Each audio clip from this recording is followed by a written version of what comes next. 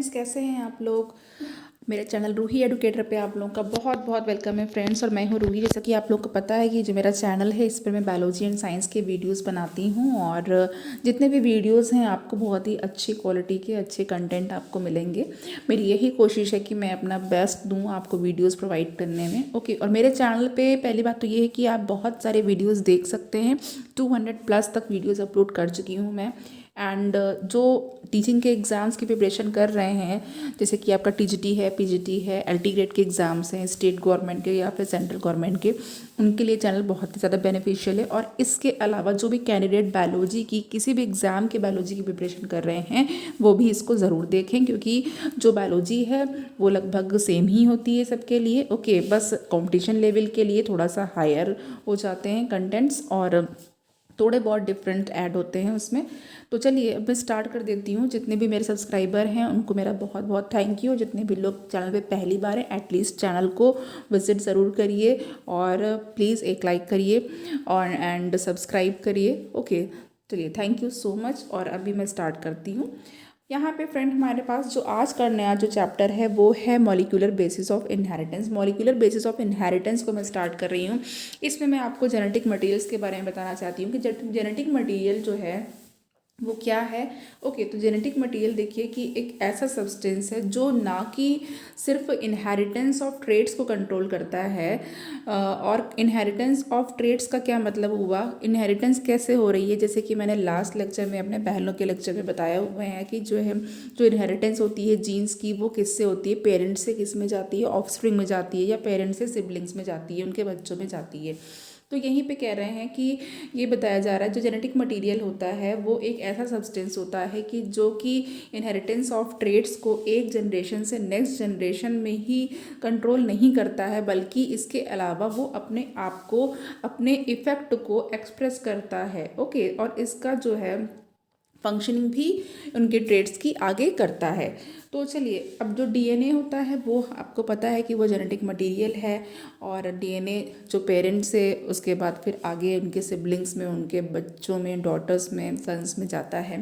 तो डीएनए जितनी भी सेल्स हैं आपकी, सारी सेल्स में जो कंपोनेंट है, क्रोमोसोम्स, कंपोनेंट ऑफ जो क्रोमोसोम है उसमें डीएनए होता है। ओके, तो यानी कि आपको पता चला कि जो डीएनए होता है वो कहाँ पे होता है। पहली बात तो जो डीएनए है वो सभी सेल्स में होता है, और किस तरीके से होता है, वो क्रोमोसोम्स में as a component of chromosome होता है। ओके, डीएनए क्या है, DNA is deoxy nucleic acid है। ओके, तो ये केमिकल है समझ लीजिए। और ये अब यहाँ पे जो डीएनए होता है वो सेल डिवीज़न से पहले रेप्लिकेट हो जाता है, यानी कि अपनी कॉपीज़ बनाता है सेल डिवीज़न से पहले, और जैसे कि क्रोमोसोम बना सकते हैं। नाउ अब जो डीएनए होता है उसका कंटेंट मेयोसिस में जो होता है वो आधा हो जाता है या हाफ हो जाता है। ड्यूरिंग मेयोसिस इसका कंटेंट जो होता है वो हाफ हो जाता है। ओके, डीएनए इक्वली डिस्ट्रीब्यूटेड होता है, इक्वली डिस्ट्रीब्यूटेड होता है डॉटर सेल्स में। ओके, ऐसा नहीं है कि जो डॉटर सेल्स में जो है कम होगा, एक डॉटर सेल में ज़्यादा होगा। ओके, अगर एक सेल से दो डॉटर सेल बन रही है तो दोनों में इक्वली होगा। ओके, और ये जो इक्वल जो डिस्ट्रीब्यूशन होता है डीएनए का डॉटर सेल्स में वो मिटोसिस में होता है। ऐसा क्यों है, ताकि ऐसा इसलिए है कि जिससे कि जितनी भी सेल्स हैं, ऑल जो सेल्स हैं आपकी, और जो इंडिविजुअल है उसकी जितनी भी सेल्स है उन सब में इक्वल इक्वल अमाउंट में डीएनए जा सके। ओके, डीएनए लार्जेस्ट बायोमोलिक्यूल है, और डीएनए एक पॉलीन्यूक्लियोटाइड है, और स्पेसिफिक अरेंजमेंट्स होते हैं इसमें नाइट्रोजन बेसिस के। ओके, और जिसको कि कोड किया जा सकता है, इनमें कोड होता है, और इसको एक क्रिप्टोग्राम होता है लार्ज नंबर ऑफ हेरिडिटेट्स का, उसके थ्रू बताया भी जा सकता है या एक्सप्रेस किया जा सकता है। ओके, रिप्रेजेंट किया जा सकता है। तो इतनी बात समझ में आई डीएनए के बारे में। ऐसा नहीं है कि आप लोग को नहीं पता है, सब जानते हैं, लेकिन सब जानने के बाद भी हमें बहुत सी चीज़ें ऐसे लगती हैं कि जो नहीं पता है, या तो फिर हमें उसको दोबारा पढ़ना चाहिए। ओके, क्योंकि एग्जामिनर जो है वो बहुत छोटी छोटी चीज़ों पे भी क्वेश्चन पुट कर देता है, और हमें लगता है कि हमने अपनी बुक से सारा पढ़ लिया है, बट वो कंटेंट जो होता है वो उतना काफ़ी नहीं होता है, और सिलेक्शन रुक भी सकता है। तो चलिए यहाँ पे जो डिस्कवरी है डीएनए की, उसके बारे में थोड़ा सा बात कर लेते हैं। डीएनए की डिस्कवरी, क्योंकि डिस्कवरर का नेम आपको पता होना चाहिए, एग्जाम से पूछा जा चुका है, पूछा जाता रहता है। तो अब यहाँ पे जो डीएनए की डिस्कवरी है वो फ्रीडरिक माइकर या एफ मेकर ने किया था एंड 1868 में। ओके, और इन्होंने ये जो बार्न ऑयल होता है उसके फर्स्ट सेल के न्यूक्लियस में कुछ ऐसा सब्सटेंस पाया था जो कि हेरिडिटरी के लिए रिस्पॉन्सिबल होता है। ओके, और इन सब्सटेंस को एज अ न्यूक्लिन, मतलब नेम क्या दिया था उसको, न्यूक्लिन नेम दिया। तो ये भी पता होना चाहिए था कि जो माइकर हैं उन्होंने उस सब्सटेंस को नाम क्या दिया, न्यूक्लिन का नाम दिया है। ओके, अब एल्टमैन थे, उन्होंने ये पता किया, उनको ये पता चला कि जो सब्सटेंस होता है वो उसका जो नेचर है या प्रकृति है उसकी एसिडिक होती है, इसीलिए इन्होंने इसको नाम दे दिया न्यूक्लिक एसिड। तो न्यूक्लिक एसिड नाम किसने दिया है, एल्टमैन ने दिया है। ओके, दो नेम यहाँ पर पता चल गए आपको, माइकर पता चल गए और एल्टमैन पता चल गए। कॉर्नबर्ग का रोल आया। अब जो आर्थर कॉर्नबर्ग है उन्होंने क्या डिस्कवर किया, उन्होंने ये डिस्कवर किया जो डीऑक्सीराइबो एसिड यानी डीएनए पॉलीमरेज एक नेचुरल और केमिकल टूल है जिसको कि साइंटिस्ट डीएनए की कॉपीज बनाने के लिए यूज़ कर सकते हैं। ओके, और जो जायंट मॉलिक्यूल है वो जेनेटिक इन्फॉर्मेशन को कैरी करता है और ये हर एक ऑर्गेनिज्म में जेनेटिक इन्फॉर्मेशन को कैरी करता है। ओके, तो इतनी चीज़ें आपको यहाँ पे समझ में आ गई। अब ये जो अचीवमेंट था इसके लिए इनको क्या मिला, इनको 1959 में नोबेल प्राइज़ भी मिला था। ओके, 1959 में नोबेल प्राइज़ मिला था मेडिसिन का। और इसमें जो है इनका जो इनके जो साथी थे या इन्होंने जिसके साथ शेयर किया था वो थे ओकोवा। ओके, तो सिवेरो ओकोवा थे जिन्होंने इनको शेयर किया था इस नोबेल प्राइज़ को। ओके, नाउ अब देखिए, अब आगे थोड़ा सा इनके बारे में जानते हैं। यहाँ पे देखिए जो डीएनए होता है, डीएनए एक लॉन्ग पॉलीमर है डीऑक्सीराइबोन्यूक्लियोटाइड से, और इसकी जो लेंथ होती है डीएनए की वो यूजुअली कैसे डिफाइन करते हैं, वो डिफाइन करते हैं कि नंबर ऑफ न्यूक्लियोटाइड्स या फिर पेयर ऑफ न्यूक्लियोटाइड जो होते हैं और बेसिस के, वो इसमें कितने प्रेजेंट होते हैं। ओके, और ये एक ऑर्गेनिज्म का कैरेक्टरिस्टिक फीचर होता है। अब कुछ एग्जाम्पल्स हैं यहाँ पे, ये भी आप देख लीजिएगा। कुछ एग्जाम्पल्स इंपॉर्टेंट हैं, कभी कभी पूछे जाते हैं, जैसे कि ये आपका 174 वायरस ऑर्गेनिज्म का नाम दिया हुआ, इसमें जेनेटिक मटेरियल कैसा होता है, अक्सर ही पूछा जाता है। ये एग्जाम्पल्स दे दिए जाते हैं, जेनेटिक मटेरियल पूछा जाता है, एग्जाम में आ चुका है टीजीटी पीजीटी के, और आगे भी जो एग्जाम्स है उसमें आएगा, तो आप लोग इस पर फोकस करिए। तो इसमें जो 5174 वायरस है इसमें सिंगल स्ट्रैंडेड डीएनए होता है। देखिए ध्यान रखिएगा, डीएनए वैसे तो डबल स्ट्रैंडेड होता है जनरली, बट इसमें कैसा होता है, एसएस डीएनए है या फिर सिंगल स्ट्रैंडेड डीएनए, और ये वो लीनियर है। ओके, और इसमें न्यूक्लियोटाइड्स कितने हैं, 5386 nucleotides are there. Now lambda virus में देख लेते हैं। लैम्डा वायरस में डबल स्ट्रैंडेड डीएनए है, ओके, एंड लीनियर है, इट इज़ नॉट सर्कुलर, ये लीनियर है। और यहाँ पे 48,502 बेस पेयर्स हैं। ई कोलाई है, श्रीकिया कोलाई, जो कि इंटेस्टाइन में रहता है। ओके, और बेनिफिशियल बैक्टीरिया भी है ये। तो ये जो है डबल स्ट्रैंडेड डीएनए होता है, इसमें सर्कुलर होता है। 4.6 × 10⁶ बेस पेयर्स हैं इसमें। नाउ ह्यूमन की बात कर लेते हैं। Double stranded DNA linear DNA है, ओके, कॉमन जैसे जो कि हम पढ़ते हैं जो होता है। ओके, नाउ 3.3 × 10⁻9 बेस पेयर हैं। ओके, तो ये आपको एटलीस्ट ह्यूमन का, इकोलाई का, ये सब 4 हैं, आप लोग इसको लर्न कर सकते हैं। अकरेंस ऑफ डीएनए, मतलब ये डीएनए कहाँ पे पाया जाता है, कैसे पाया जाता है, अकरेंस जो है इसकी। तो यहाँ पे देखिए प्रोकैरियोट्स की भी बात आएगी। यूकैरियोट्स, प्रोकैरियोट, 2 टाइप के आपको सेल्स पता हैं। तो जो प्रोकैरियोट्स होता है उसमें जो होता है डीएनए कैसे होता है, पीस के फॉर्म में होता है, सर्कुलर होता है, डबल स्ट्रैंडेड डीएनए होता है। लोकेटेड कहाँ पे होता है, ये जो एरिया होता है जो सेल का, न्यूक्लियोइड इसको कहते हैं, वहाँ पे लोकेटेड होता है। ओके, तो यहाँ पे देखिए फ्रेंड, अभी आप पढ़ रहे हैं, आपको लग रहा है कि आपको ये चीज़ें पता हैं, बिल्कुल इसमें कोई कन्फ्यूज़न नहीं है। बट अब एग्ज़ाम में जब ऑप्शन के फॉर्म में आएगा कि प्रोकैरियोट्स का डीएनए कैसा होता है, circular double stranded DNA, okay, या फिर सर्कुलर सिंगल स्ट्रैंडेड डीएनए, और फिर लीनियर एंड डबल स्ट्रैंडेड, या लीनियर और सर्कुलर, मतलब लाइक इस तरीके का वो ऑप्शन रहता है कि काफ़ी लोग कन्फ्यूज हो जाते हैं। ओके, और ये न्यूक्लियर मेम्ब्रेन से बाउंडेड नहीं होता है, और ना तो इसमें हिस्टोन प्रोटीन होती है। तो इसमें हिस्टोन प्रोटीन भी नहीं होती है, विदाउट हिस्टोन प्रोटीन होता है। ओके, अब यूकैरियोटिक सेल्स में देख लेते हैं। यूकैरियोटिक सेल्स में जैसे कि लाइक यहाँ पे इन्होंने मेज सेल का एग्जांपल दिया। जो डीएनए होता है वो न्यूक्लियस में लोकेटेड होता है, और जो माइटोकॉन्ड्रिया एंड क्लोरोप्लास्ट होते हैं वो कुछ प्लांट्स, जैसे प्लांट्स में जो होते हैं, और प्रोटिस्ट में इनमें भी पाया जाता है। जो डीएनए होता है वो माइटोकॉन्ड्रिया एंड क्लोरोप्लास्ट में भी पाया जाता है। ओके, एंड यहाँ पे आपका जो न्यूक्लियस होता है इसमें मोस्ट डीएनए होता है। Nucleus contain most DNA. ज़्यादातर डीएनए कहाँ पर पाया जाता है? न्यूक्लियस में ही होता है। ओके, और ये कंपार्टमेंट्स में होता है, इसके कंपार्टमेंट में प्रेजेंट होता है, और ये लीनियर क्रोमोसोम के फॉर्म में होता है। लाइक आपने देखा होगा कि जो न्यूक्लियस होता है उसमें क्रोमैटिन मटेरियल होता है।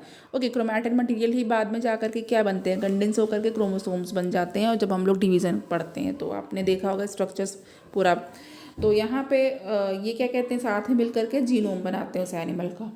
लाइक अब यहाँ पे जो प्रोकैरियोटिक डीएनए होता है वो यूकैरियोटिक डीएनए से कैसे डिफर करता है ये बताया हुआ है। तो इसमें प्रोकैरियोटिक एंड यूकैरियोटिक डीएनए के बारे में थोड़ा बताया है। ओके, वो भी आपको रिवाइज करवा देती हूँ।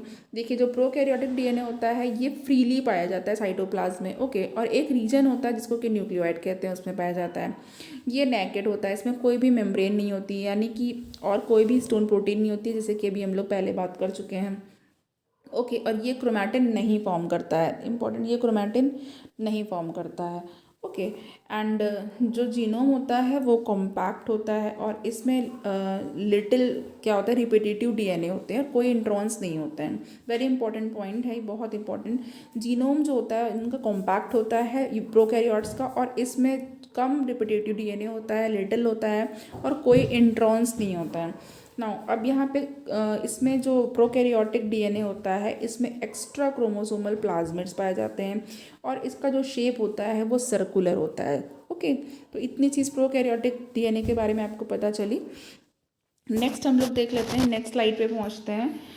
नेक्स्ट स्लाइड हमारे पास है यहाँ पे। देखिए, अब यूकैरियोटिक डीएनए के बारे में पढ़ लेते हैं। तो जो यूकैरियोटिक डीएनए है ये वैसे तो कॉमन है, आपको पता है, बट फिर भी इसमें क्या होता है, न्यूक्लियस के अंदर होता है यूकैरियोटिक डीएनए, और हिस्टोन प्रोटीन के साथ होता है, बाउंड होता है हिस्टोन प्रोटीन से। जीनोम्स जो होते हैं इसमें लार्ज अमाउंट ऑफ मतलब ज़्यादा अमाउंट में इसमें नॉन कोडिंग और रिपीटेटिव डीएनए होता है, और इसमें इंट्रॉन्स भी होते हैं। Okay, non coding and repetitive DNA भी होता है, ज़्यादा अमाउंट में होता है इनके जीनोम में, और इंट्रॉन्स भी होते हैं। अच्छा, इसमें कोई भी प्लाज्मिड नहीं होता है, लेकिन जो ऑर्गेनेल जैसे कि माइटोकॉन्ड्रिया होता है इसमें इनका खुद का क्या होता है, क्रोमोसोम्स होते हैं, और इनका जो यूकैरियोटिक डीएनए जो होता है वो क्या होता है, उसका शेप लीनियर होता है। प्रोकैरियोटिक का जो शेप होता है वो सर्कुलर होता है। ओके, और यूकैरियोटिक का लीनियर होता है। चलिए नेक्स्ट स्लाइड की तरफ मूव करते हैं। नेक्स्ट स्लाइड में हमारे पास क्या है, नेक्स्ट स्लाइड है स्ट्रक्चर देख लेते हैं। स्ट्रक्चर ऑफ डीएनए है, ये जो डीएनए होता है क्या होता है, बेसिक यूनिट डीएनए की क्या होती है, न्यूक्लियोटाइड्स होती हैं। न्यूक्लियोटाइड बेसिक यूनिट होती है, जो कि यहाँ पर जो बना होता है ये नाइट्रोजनस बेस से बना होता है, पेंटोज शुगर से बना होता है, एंड फॉस्फेट ग्रुप से बना होता है। ओके, तीन चीज़ें हैं। ओके, यहाँ पे नाइट्रोजनस बेस है और पेंटोज शुगर है। ठीक है, नाइट्रोजनस बेस है, पेंटोज शुगर है आपकी, एंड यहाँ पे आपका फॉस्फेट ग्रुप है। आप इसको एनएसपी करके भी लर्न कर सकते हैं। ओके, अब आपको पता, चूंकि ये डीएनए है तो डीऑक्सीराइबोज शुगर ही होगी। ठीक है, और अगर हम आरएनए की बात करेंगे तो राइबोज शुगर होगी। ये तो आप जानते ही हैं, जान जाएंगे ईजिली। तो आप एनएसपी करके लर्न कर सकते हैं। Nitrogenous base, N for nitrogenous base, S for आपका शुगर है, पेंटोज शुगर, एंड जो आपका पी है वो फॉस्फेट ग्रुप है। ओके, चलिए अब यहाँ पे हम लोग न्यूक्लियोटाइड्स देख लेते हैं। न्यूक्लियोटाइड्स जो होते हैं वो क्या होते हैं, स्मॉल होते हैं, कॉम्प्लेक्स बायोमोलिक्यूल्स होते हैं, और ये पेंटोज शुगर के कंडेंसेशन से बनते हैं, और नाइट्रोजनस बेस होता है, एंड एट लीस्ट कोई एक फॉस्फोरिक एसिड होता है। तो इस तरीके से न्यूक्लियोटाइड बनता है। न्यूक्लियोटाइड जो होते हैं न्यूक्लिक एसिड की बेसिक यूनिट होते हैं। फिर से मैं बता देती हूँ, जो न्यूक्लियोटाइड्स होते हैं वो स्मॉल होते हैं, कॉम्प्लेक्स बायोमोलिक्यूल होते हैं, और ये पेंटोज शुगर और नाइट्रोजनस बेस के कंडेंसेशन से बनते हैं, और एटलीस्ट एक फॉस्फोरिक एसिड भी होना चाहिए। और इनकी जो बेसिक यूनिट होती है, ये जो होते हैं वो बेसिक यूनिट होते हैं न्यूक्लिक एसिड के। ओके, चलिए नाइट्रोजनस बेस के बारे में देख लेते हैं। नाइट्रोजनस बेस जो होता है, जो नाइट्रोजनस बेस होता है वो क्या होता है, वो आपका दो टाइप का होता है। ओके, प्यूरिन होते हैं एंड पिरिमिडीन होता है। तो प्यूरिन जो होती हैं वो 9 मेंबर्स होते हैं उसमें। देखिए प्यूरिन, ये मेंबर्स भी पूछे जाते हैं कितने मेंबर्स होते हैं, और डबल रिंग होती है या सिंगल रिंग होती है, ये भी पता होना चाहिए। ओके, तो ये जो आपका प्यूरिन होता है वो 9 मेंबर होता है, डबल रिंग होता है, एंड नाइट्रोजनस बेसिस जो होते हैं वो आपके डबल रिंग होती है नाइट्रोजन बेसिस की। ओके, अब इसमें जो N2 होता है यानी नाइट्रोजन जो होता है, नाइट्रोजन जो होता है वो एट 1, 3, 7 और 9 पोजीशंस पे होता है। अब Ag आप याद कर सकते हैं, adenine guanine. Now adenine guanine purine, Ag purine. Okay, Ag purine. Now अब यहाँ पे पिरिमिडीन जो है, पिरिमिडीन में 6 मेंबर नाइट्रोजनस बेस होते हैं, और इसमें जो नाइट्रोजन होता है 1 एंड 3rd पोजीशन पे होता है, और ये आपका क्या है, Ct यानी कि साइटोसिन, थाइमिन और यूरेसिल। यूरेसिल सिर्फ आरएनए में पाया जाता है, लेकिन जो थाइमिन होता है वो डीएनए में ही होता है। ओके, यूरेसिल सिर्फ आरएनए में होता है एंड जो थाइमिन होता है वो सिर्फ डीएनए में होता है। नाउ अब यहाँ पे हम लोग न्यूक्लियोसाइड्स की भी बात कर लेते हैं। न्यूक्लियोसाइड्स जो होते हैं वो कैसे बनते हैं, वो नाइट्रोजनस बेस और पेंटोज शुगर, यानी कि जो NS है वो न्यूक्लियोसाइड बना रहा है। ओके, अब जो नाइट्रोजनस बेस है, नाइट्रोजनस बेस वो कंबाइन करता है पेंटोज शुगर से। ओके, और जो इसका जो कार्बन एटम होता है फर्स्ट पोजीशन पे, वो उसमें एक N ग्लाइकोसाइडिक बॉन्ड होता है, तो CNC कैसे कंबाइन कर जाता है, CNC। ओके बाई, और इसका एक नाइट्रोजन एटम होता है उसमें। तो फर्स्ट होता है पिरिमिडीन एंड 9th पे क्या होता है, 9th इन प्यूरिन। 9th प्यूरिन में होता है और फर्स्ट पिरिमिडीन में होता है। न्यूक्लियोटाइड्स के बारे में देख लेते हैं। अब यहाँ पे न्यूक्लियोटाइड्स जो कि एक आपका नाइट्रोजन बेस होता है, पेंटोज शुगर होता है, फॉस्फेट होता है।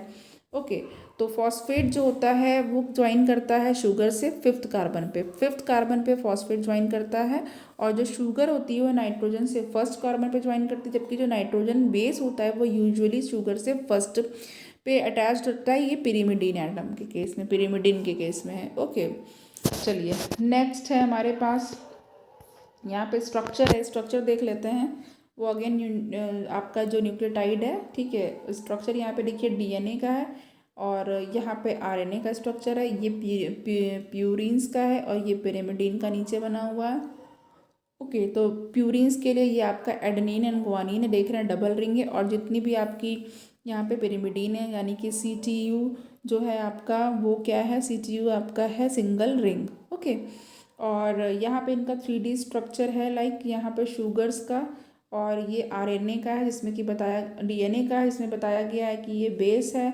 ओके, और ये आपका रिंग है, और देन यहाँ पे फॉस्फेट ग्रुप है पूरा, और यहाँ पे भी अगेन यही है। ठीक है, यहाँ पे डिफरेंस क्या है, ये OH है और यहाँ पे H जुड़ा हुआ है।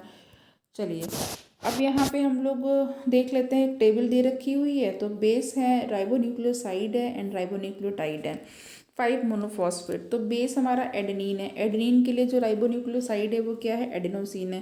राइबोन्यूक्लियोटाइड क्या है, एडनाइलेट है, AMP।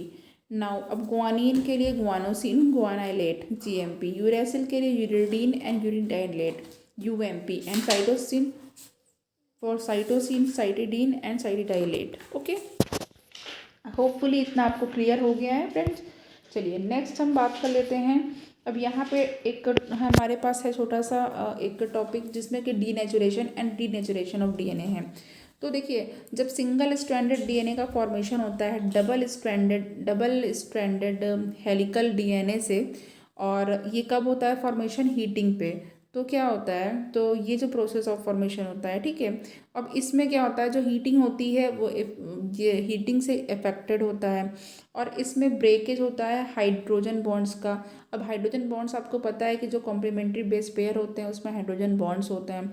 अब ये होता है, तो उसके बाद जो इफेक्ट होता है क्या होता है, वो इंक्रीज होता है, एब्जॉर्बेंस का इंक्रीज होता है जब डीनेचुरेशन होता है। तो इसको क्या कहते हैं, हाइपरक्रोमिक इफेक्ट कहते हैं। ओके, तो डीनेचर कर दिया, हाइड्रोजन बॉन्ड्स टूट गए, डीएनए के स्ट्रक्चर को क्या किया गया, हीट करके डीनेचर कर दिया गया, और हाइपरक्रोमिक इफेक्ट ये कहलाया। अब जो रेट होता है वो एब्जॉर्बेंस का वो इंक्रीज़ करता है और ये डायरेक्टली प्रोपोर्शनल होता है रेट ऑफ डीनेचुरेशन के। अच्छा, अब डीनेचुरेशन पे क्या होता है, जो विस्कोसिटी होती है वो घटती है। इंपॉर्टेंट पॉइंट है, इसको याद रखिएगा। जब डीनेचुरेशन करते हैं तो जो विस्कोसिटी होती है डीएनए की वो डिक्रीज़ करती है। अच्छा, अब ये डिटेक्ट किससे किया जाता है, वो यूवी एब्जॉर्बेंस से 260 नैनोमीटर की जो आपकी रेंज होती है उसमें यूवी एब्जॉर्बेंस से इसको डिटेक्ट करते हैं। Okay, now type of DNA हम लोग देख लेते हैं। टाइप ऑफ डीएनए में क्या है, टाइप ऑफ डीएनए है आपका कि ये दो मेजर टाइप के डीएनए होते हैं। जीनोमिक डीएनए होता है एंड माइटोकॉन्ड्रियल डीएनए होता है। तो जो जीनोमिक डीएनए है इसको न्यूक्लियर डीएनए भी कहा जाता है। इसमें क्या होता है, ये ऑर्गेनिज्म का जो जीनोम होता है वो कंप्राइज करता है, ठीक है। यानी वही इसको क्या कहते हैं, जो पूरे ऑर्गेनिज्म का जो जीनोम होता है उसमें होता है ये। और जो जीनोमिक डीएनए होता है वो स्प्रेड होता है लगभग 46 क्रोमोसोम्स में और ये अपने एक्सप्रेशंस को देता है। और जो जीनोमिक डीएनए है वो जो वेरियस ट्रेट्स होते हैं उनको भी कंट्रोल करता है, उनके एक्सप्रेशंस को कंट्रोल करता है किसी भी ऑर्गेनिज्म में। और जीनोमिक डीएनए का जो है उसका एक पार्ट ह्यूमन जीनोम प्रोजेक्ट के अंतर्गत जो है वो सीक्वेंस किया गया और उसकी स्टडी की गई और डिफरेंट फंक्शंस को पता किया गया। यूजुअली जो डीएनए रेप्लिकेशन होता है उसमें होता क्या है, उसमें रिकॉम्बिनेशन होता है जीन्स का, जिससे कि क्या होता है, जो इंडिविजुअल होता है उसके जो होते हैं कैरेक्टर्स होते हैं उसमें चेंजेस आते हैं। ओके, तो ये क्या करता है, रिकॉम्बिनेशन ऑफ जीन्स जो होता है वो चेंजेस लाता है किसी भी ऑर्गेनिज्म में उसमें। ओके, तो अब तभी तो वेरिएशंस भी क्रिएट होते हैं। नाउ अब ये इस तरीके से होता क्या है, जो सीक्वेंस होते हैं उसमें डिफरेंसेस आ जाते हैं। अब ये जो होते हैं इंडिविजुअल के जो डिफरेंसेस होते हैं वो इसमें पढ़े जाते हैं, स्टडी भी किए जाते हैं। और ये कॉन्जेनाइटल अबनॉर्मेलिटीज़ को स्टडी करने के लिए बहुत ही ज़्यादा इंपॉर्टेंट होता है, बहुत यूज़फुल होता है। ओके, तो कॉन्जेनाइटल अबनॉर्मेलिटीज़ को स्टडी करने के लिए जन्मजात जो होती हैं एबनॉर्मेलिटीज़ आ जाती हैं। तो नाउ अब कोई जो भी डेविएशन होता है नॉर्मल डीएनए से, रेगुलेशन से, तो फिर क्या होता है, फिर वो मैलिग्नेंसीज़ को क्रिएट करता है और डिसऑर्डर्स को क्रिएट कर देता है। चलिए, अब यहाँ पे माइटोकॉन्ड्रियल डीएनए तो आपको पता है माइटोकॉन्ड्रिया में लोकेटेड होगा, नेम चल रहा है। तो ये जो डीएनए होता है वो कहाँ होता है, माइटोकॉन्ड्रिया में होता है और इसको माइटोकॉन्ड्रियल डीएनए कहते हैं। जो माइटोकॉन्ड्रियल डीएनए होता है वो किससे डेराइव होता है, वो सर्कुलर बैक्टीरियल जीनोम से डेराइव होता है, इसीलिए इसको एम्प्टी डीएनए भी कहा जाता है। ये डबल स्ट्रैंडेड होता है और सर्कुलर मॉलिक्यूल होता है। जो एम्प्टी डीएनए होता है वो हमेशा मैटरनली इनहेरिटेड होता है। तो अब म्यूटेशंस क्या होता है, म्यूटेशंस में जो एम्प्टी डीएनए होता है उसको मैटरनली इनहेरिटेड डिसीज़ होती है ये, ठीक है, इसमें होता है। और जितने भी माइटोकॉन्ड्रियन होते हैं अबाउट उसमें 2 to 10 जो माइटोकॉन्ड्रियल डीएनए मॉलिक्यूल्स होते हैं। अब यहाँ पे देखिए, जो न्यूक्लियर डीएनए से अलग, मतलब अनलाइक न्यूक्लियर डीएनए, अब न्यूक्लियर डीएनए क्या होता है, जो इनहेरिट हो जाता है रिकॉम्बिनेशन में, और लेकिन जो माइटोकॉन्ड्रियल डीएनए होता है वो चेंज नहीं होता है from parent to offspring. Okay, तो वो ऐसे ही रहता है। नाउ अब यहाँ पर हम एक चीज़ और देख लेते हैं डिफरेंट फॉर्म्स ऑफ डीएनए में। अब मैं आपको बताने जा रही हूँ ए डीएनए, ठीक है। इसके बाद हम लोग B DNA and Z DNA की भी बात करेंगे। तो यहाँ पर अभी मैं बात कर लेती हूँ आपको ए डीएनए की। तो देखते हैं डिफरेंट फॉर्म्स ऑफ डीएनए में। ए डीएनए क्या होता है, जो डीएनए होता है ये रेयर टाइप का डीएनए होता है, लेकिन पता होना चाहिए आपको क्योंकि डीएनए का फॉर्म है। तो A DNA, B DNA, Z DNA का भी क्वेश्चन आ चुका है टीजीटी पीजीटी में। तो यहाँ पे देखिए, जो डीएनए होता है ये रेयर टाइप का होता है, स्ट्रक्चरल कॉन्फॉर्मेशन होता है, जैसे कि जो कि आपका डीएनए वो अडॉप्ट कर सकता है कभी भी जब डिहाइड्रेटिंग कंडीशंस होती है, तो उसमें ऐसा हो सकता है। ओके, जो ए डीएनए होता है वो डबल स्ट्रैंडेड हेलिकल स्ट्रक्चर होता है और ऑलमोस्ट बी डीएनए की तरह ही होता है, लेकिन इसमें क्या होता है, ये शॉर्टर होता है और ये कॉम्पैक्ट स्ट्रक्चरल ऑर्गेनाइजेशन होता है इसका। ए डीएनए जो होता है वो रोजालिंड फ्रैंकलिन ने डिस्कवर किया था, तो इनके डिस्कवरर का नाम भी आपको पता होना चाहिए। और इसके कुछ फीचर्स हैं जो मैं जल्दी जल्दी आपसे डिस्कस कर लेती हूँ। देखिए, जो ए डीएनए होता है वो बी डीएनए से जब डिहाइड्रेशन की कंडीशन होती है, डिहाइड्रेटिंग कंडीशन में तब बनता है, और ए डीएनए ज़्यादा वाइडर होता है और बी डीएनए से ज़्यादा ही चपटा होता है, फ्लैटर होता है। और बी डीएनए के समान ये क्या होता है, जो ए डीएनए होता है वो राइट हैंडेड हेलिक्स होता है। ओके, राइट हैंडेड हेलिक्स होता है और हेलिक्स का जो डायमीटर होता है ए डीएनए का वो 26 एंगस्ट्रॉम होता है। हेलिक्स की जो पिच होती है डीएनए की वो 28.6 एंगस्ट्रॉम होती है। ए डीएनए वो 20 to 25% शॉर्टर होता है बी डीएनए के कंपैरिजन में। ओके, और जो ए डीएनए होता है उसमें 11.6 बेस पेयर होते हैं पर टर्न में। और इसमें जो डिस्टेंस होती है एडजेसेंट बेस पेयर की वो 2.9 एंगस्ट्रॉम होती है। और हेलिकल ट्विस्ट जो पर बेस पेयर होता है वो ADNA का 31 डिग्री होता है। ADNA में एक्सियल होल होता है सेंटर में। ओके नाउ, और अब यहाँ पे जो ADNA है जो बेस पेयर है वो इंक्लाइंड होता है हेलिकल एक्सिस की तरफ, और जो इंडिविजुअल बेस पेयर होता है ADNA में वो 20 डिग्री जो होता है वो टिल्टेड होता है और उसके हेलिकल एक्सिस के रिस्पेक्ट में। और ADNA में नैरो और डीप मेजर ग्रूव्स होते हैं। ओके, तो इतनी चीज़ें आपको आज पता चल गई, मतलब कम टाइम में आपको ज़्यादा नॉलेज भी मिल गया और नई नई बातें भी होपफुली आपको पता चली होंगी इस लेक्चर से, मुझे पूरा यकीन है। और यहाँ पे देखिए आज मैं अपने लेक्चर को ख़त्म करती हूँ, लेकिन होपफुली आप प्लीज़ लेक्चर को जो है देखिए और लर्न करिए, इससे जो भी आपकी इंपॉर्टेंट चीज़ें हैं उसको नोट डाउन करिएगा एंड प्लीज़ सब्सक्राइब करिएगा और चैनल को मोटिवेट करिएगा लर्निंग को एंड टीचिंग को। Okay, thank you so much.